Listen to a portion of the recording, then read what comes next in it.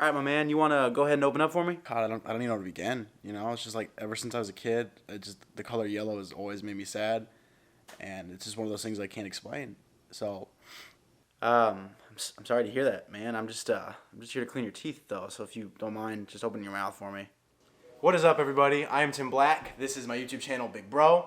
Which, by the way, if you haven't subscribed yet, come on, like what the, whatever. Today we're talking about being vulnerable and opening up. Okay, so there's a few main parts about opening up.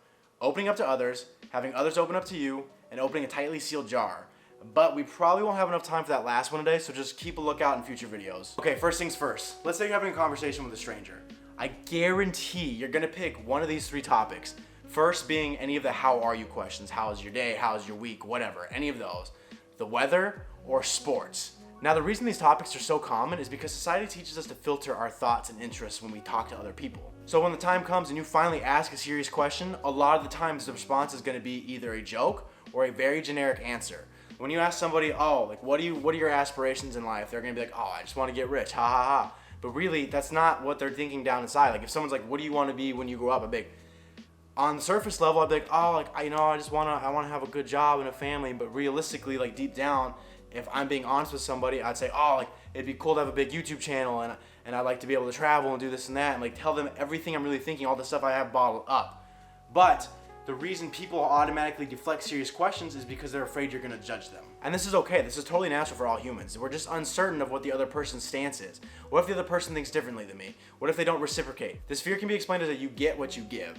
And that's exactly why opening up is a two-way street. It only works when both parties are willing to open up. So the big question becomes, do people even want to open up? Because it seems like every single time you get in this situation, nobody wants to have that deep conversation with you. You start to think maybe you're the only one that thinks this way. You're the only one that has these interests. You're the only one that likes these hobbies. But the reality is everybody is looking for that one person that they can openly share their thoughts with. Everyone has this natural fear of opening up with one another. It's the reason why you don't have heart-to-heart conversations with every single person you meet. And before we jump into these tips, it's important to note that social interactions take practice and patience. These are good things to know, but the more you apply them, the better you're going to become at them. I say it in every video I do is you have to practice these things.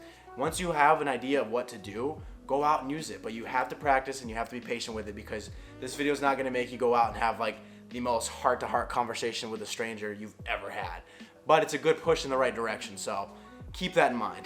Okay, so now the issue becomes who's gonna go first. Someone has to break the ice, otherwise you're just gonna sit there having this like face-off between who can bottle up their interests the most. If you don't start with the deep conversations, you're already communicating that you're not open to having them. You have to be able to lower your barriers in order to let the other person do the same. Communication is all about listening and decoding what the other person is trying to say. So if you're giving generic answers with a very half-hearted tone, like whatever, like jokingly, you're gonna get the same in return. So to open yourself up, you need to put aside your barriers. You need to put aside your fear of letting yourself out there. In order for somebody to open up to you, you need to be able to open up to them. And that is why I keep saying it is a two-way street. To initiate vulnerability and open yourself up to somebody, don't be afraid to start by saying something a little bit outlandish, a little bit out of the ordinary, not the typical weather and sports topic. For me, what I do is when people come up to me and we start having a conversation, a lot of people say, oh, like what do you do for a living? Like what are your interests? Something very generic. And you're gonna get a very generic response because it doesn't really open dialogue for them. For me, if I'm trying to figure out like what they're interested in, I would take that exact question but put a little bit of a twist to it, make it thought-provoking.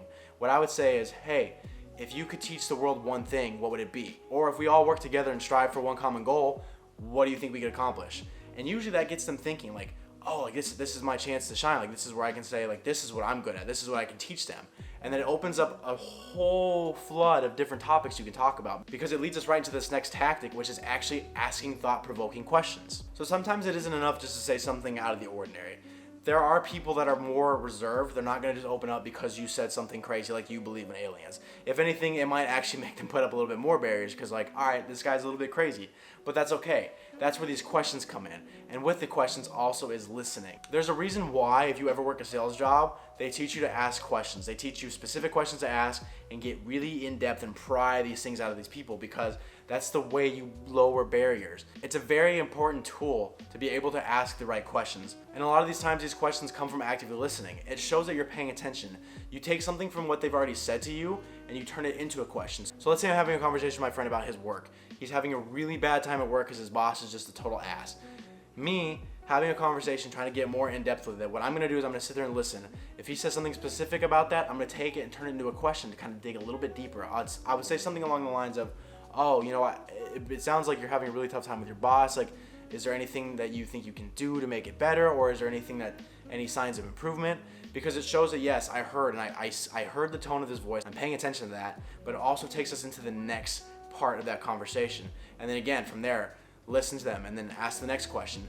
And it continues to open them up because it shows that you're actually listening to them and you're asking the right questions. Now, I already briefly mentioned this in the previous tactic, but this is by far the most important tactic, and that is actively listening. When you show that you're actually listening, the other person feels much more comfortable.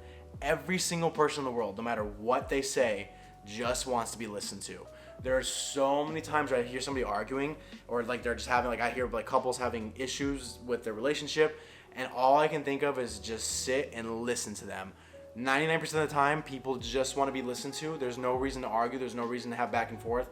Sometimes people just need to be heard. So with that in mind, when you have conversations, it's very important to understand where the focus is. Is it you talking about yourself and your feelings? Are you talking about their feelings? You should be having them tell you about their feelings. In order to be listening correctly, it should be them talking about how they feel.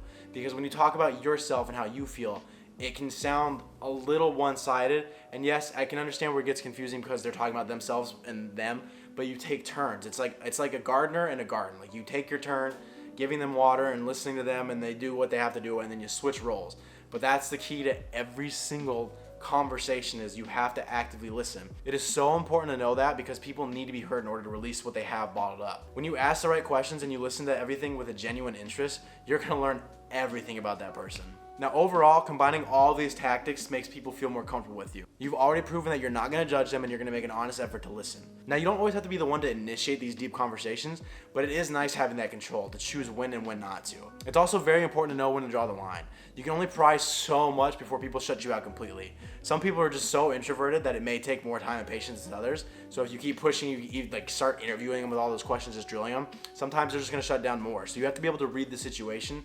But with these tactics, it makes it a little bit easier to understand when you should and when you shouldn't pry. But the overall lesson for today is you get what you give. Open up to others with honesty, and 9 times out of 10, you can expect the same in return. And this is a very good skill to have, because it's something that you can use for the rest of your life. Having conversations with people doesn't have to be boring. I'm so tired of hearing people say they don't like talking to other people and making small talk, because it doesn't have to be just small talk.